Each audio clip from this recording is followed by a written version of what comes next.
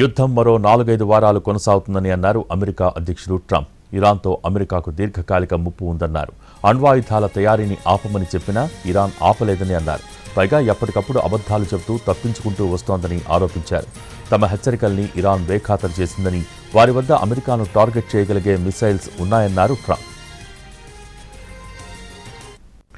యుద్ధంపై America అధ్యక్షుడు Donald Trump కీలక ప్రకటన చేశారు. ఇరాన్పై ఆపరేషన్ ఫ్యూరీ కొనసాగుతోందని, ఆ దేశంపై మరిన్ని దాడులు జరుపుతామని తేల్చి చెప్పారు.